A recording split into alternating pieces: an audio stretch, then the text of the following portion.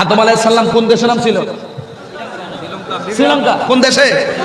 শ্রীলঙ্কা। আর মা হাওয়া জেদ্দা। মা হাওয়া আদম আলাইহিস সালাম দুনিয়াতে নামছে, কাঁদতেছে, ইচ্ছা মতে কাঁদতেছে, কান্নার পরও কিন্তু মানুষ নাই, কেউ নাই, কেউ নাই। ও বন্ধুরে, নাই নাই কোনো মানুষ নাই, কেউ নাই, একা একা কেমনে থাকবো? গোটা আকাশের নিচে, জমিনের উপরে, জঙ্গলে জঙ্গলে আদম নবী কিভাবে থাকবে? আদম আলাইহিস সালাম একা একা চলতেছেন। শুধুমাত্র রাতের বেলা আল্লাহরে ডাক দিয়া বলেন, আমার সাথে পয়াল গাছের মানুষ আল্লাহরে ডাক দিয়া কন্যা আল্লাহ। মানি না, জবান খুলে বলো আল্লাহ। এবার আল্লাহরে ডাক দিয়া বলবেন, ও আমার আল্লাহ, আমি এখন কি করব গো? আমার লতা পাতা দিয়া অল্প ডিডারে ডাকলাম আল্লাহ, তারপরে আমার কোনো আপত্তি নাই। আমি কি খাবো কি না ভাবি না, আমি চাই শুধুমাত্র যেই কারণে আমার জান্নাত থেকে নামাইয়া দিলা। রব্বানা যালামনা আনফুসানা ওয়া ইল্লাম তাগফির লানা ওয়া তারহামনা লানাকুনান্না মিনাল খাসিরিন। ও আল্লাহ, রব্বানা, হে আমার রব, যালামনা, আমি জুলুম করেছি, আনফুসানা, আমার নিজের উপরে, ওয়া ইল্লাম তাগফির লানা, যদি তুমি আমাকে ক্ষমা না করো, ওয়া তারহামনা, যদি তুমি আমাকে রহম না করো, লানাকুনান্না মিনাল খাসিরিন, অবশ্যই আমি ক্ষতিগ্রস্তদের অন্তর্ভুক্ত হয়ে যাব। এরপরও আমার আল্লাহ কোনো ক্ষমা করে না।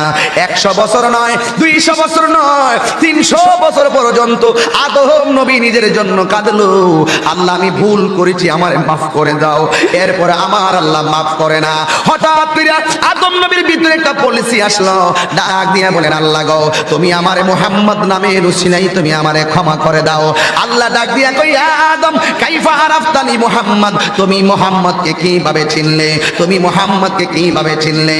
আল্লাহ রাব্বুল আলামিনের কথা শোনার পরে আদম নবী ডাক দিয়ে কই, ও আল্লাহ, যখন তুমি আমারে বানাইলা, ফারাআইতু আলা সাকিল আরশ, আমি আরশের দিকে যখন তাকাইছি, ফাফিহি মাকতুবুন লা ইলাহা ইল্লাল্লাহ মুহাম্মাদুর রাসূলুল্লাহ, আমি যখন আরশে আজিমের মধ্যে তাকাইলাম, তাকানোর পরে আমি দেখলাম আরশে আজিমের চৌকাঠে এক পাশে আপনার নাম আর এক পাশে আপনার বন্ধু নবীর নাম মোবারক লেখা। দলিল কি পাইছেন? যারা বলে আল্লাহ নামের পাশে নবীর নাম লেখা যাবে না, লা ইলাহা ইল্লাল্লাহ মুহাম্মাদুর রাসূলুল্লাহ, আল্লাহ নামের পাশে নবীর নাম লেখা যাবে না। আমার বাবা আদম নবী বলছেন, আল্লাহ আমি দেখেছি ফারাআইতু আলা সাকিল আরশে, আমি দেখেছি আরশে আজিমের মধ্যে ফাফিহি মাকতুবুন লা ইলাহা ইল্লাল্লাহ মুহাম্মাদুর রাসূলুল্লাহ, আমি দেখলাম আরশের চৌকাঠে তোমার নামের পাশে তোমার বন্ধুর নাম, ওই নামের উসিলায় তুমি আমারে ক্ষমা করে দাও। আল্লাহ ডাক দিয়া বলে, আদম, ও আদম গো, তুমি যদি 300 বছর আগে যদি আমার বন্ধু নবীর নাম মোবারক দিয়া যদি আমি আল্লাহর কাছে ক্ষমা চাইতাম, আমি আল্লাহ রাব্বুল আলামিন তোমাকে ক্ষমা করে দিতাম। এবার আদম নবীর মাফ করে দিলেন। দেওয়ার পরে এক প্রান্তে আদম আর এক প্রান্তে হাওয়া, দুইজনে যাইতে যাইতে আরাফার ময়দানে যায়া দেখা হয়ে গেল। জোরে কি সুবহানাল্লাহ বলবেন না? এবার আদম নবী হাওয়া দুইজনে দেখা হয়ে গেল। দেখা হওয়ার পরে এখন দুইজনে কেমনে সংসার চালাইবো? এবার আল্লাহ রাব্বুল আলামিন এক জোড়া গরু দিলেন, গরু চাষ করে খাওয়ার জন্য। তাদের মধ্যে একটা জোয়াল গাছের ডাল গলার মধ্যে লাগাইলেন জোয়াল হিসাবে। জোয়াল হিসাবে যখন লাগাইয়া দিলেন, এবার আদম নবী হাল চাষ করবেন, জমিন চাষ করবেন। এবার লাঙ্গল যখন জমিনের মধ্যে চালাইবেন, হঠাৎই করে বলে, গো ও গরু তুমি ডানে যাও, গরু যায় বামে, ও গরু তুমি সামনে যাও, গরু যায় বামে। এবার আদম নবী ডাক দিয়া কই, গরু রে, আমি তোমারে চাষ করব, কিন্তু তুমি ইন দি মিন টাইমে তুমি কেন গো ডানে যাও না বামে যাও না? আমি বলি ডানে যাও, তুমি কেন বামে যাও? গরু ডাক দিয়া কই, আদম আমি ডানে বললে বামে যাবো, বামে বললে সোজা যাবো, একটাই কারণ, আল্লাহ যে আপনারে বলছিল এই গাছের ফল খাইবেন না, আপনি খাইছেন কেন? আপনি আল্লাহটা মানেন নাই, আমি আপনারটা মানতাম না। ওই দিন থেকে গরুর জবান বন্ধ। যদি গরুর জবান বন্ধ না হইতো, কয়া দিলে তাইরি বাস করো, তুমি যে কেমন আমি চিনি।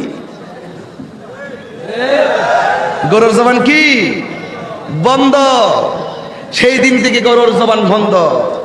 এবার আদম আলাইহিস সালাম এই দুনিয়ার মধ্যে যখন এসেছেন, হঠাৎ করে একটা হরিণ আসলেন আদম নবীর সঙ্গে দেখা করত।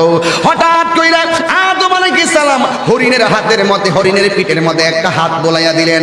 হাতটা বুলাইতে দেরি হরিণের মধ্যে কিছু মৃগনামি হয়ে গেল, যে এগুলো মেশকে আম্বরের চাইতে আরো সুগন্ধ। আরো যেরকম আল্লাহু আকবার গণ। এবার অন্যগুলা প্রাণী ডাক দিয়া বলে, হরিণ তোমার মধ্যে এত নিয়ামত কেন?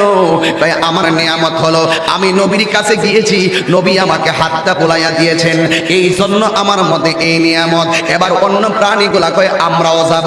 এবার অন্য প্রাণীগুলাও এসেছেন, আসার পরে ওই নবী আদম সফিউল্লাহ ওই প্রাণীর উপরে হাত বোলাইলেন, কিন্তু মৃগনাভি হলো না, মেশকে আম্বরের চাইতে ঘ্রাণ পেল না। এবার ওই প্রাণীগুলো হরিণরে ডাক দিয়ে বলে, হরিণ তোমার গায়ের মধ্যে এত সুন্দর নিয়ামত তুমি পাইলা, আমরা দি নিয়ামত পাইলাম না। এবার হরিণী যাইয়া আদম নবীরে ডাক দিয়া বলেন, হে আদম নবী আমি পাইলাম, ওরা কেন পাইল না? আদম নবী ডাক দিয়া কয়, তোমরা আসছিলে আমার সাথে মহব্বতে দেখা করার জন্য, আর ওরা আসছিল দুনিয়ার লোভে তাদের মধ্যে মৃগনাভি হওয়ার জন্য। যারা নবীর মহব্বতে আসে তাদের মধ্যে আল্লাহ রাব্বুল আলামিন নিয়ামত দান করে দেয়। আর জোরে কন্যা আল্লাহু আকবার। এই জন্যই তো সিদ্দিক আকবর বললেন, মনোযোগ, এই জন্যই তো সিদ্দিক আকবর বলেন, মান আনফাকা দিরহামান আলা কিরাআতি মাউলিদিন নবী সাল্লাল্লাহু আলাইহি ওয়াসাল্লাম কানা রাফিকি ফিল জান্নাহ। যারা মিলাদুন নবীতে এক দিরহাম পরিমাণ দান করব, ওই মানুষটা আমি আবু বকরের সাথে জান্নাতে আমার বন্ধু হবে। তাহলে নবীর সঙ্গে এক দাস্তানের আগারে বসিয়া হেরিনো মাটির ডেলা হাতে নিয়ে শুকিয়ে দেখুন রয়েছে কস্তুরী মেলা। কহিল কস্তুরী তুমি কি আতর দান, তোমার গায়েতে সুবাসে ভরা, তুমি কি গুলিস্তান? কহিল কস্তুরী অশুভ কোচ নহি আমি, আমিও তো নিচ মাটি, ফুলের সহিত থাকিয়া উহার সুবাসে হয়েছে খাঁটি। এই জন্য ওই আদম নবীর সাহচর্যে মহব্বতে হরিণ গিয়েছে, হরিণ মৃগনাভি লাভ করেছে। আর আমরাও যদি আল্লাহর ওলি আল্লাহর বন্ধুদের মহব্বতে যদি শরণাপন্ন হয়ে যায়, আমার আল্লাহ আমাদেরকে নিয়ামত দান করবে। আমরা কারা কারা নবীর মহব্বতে নবীর ভালোবাসা চাই, হাত তুলে দেখান।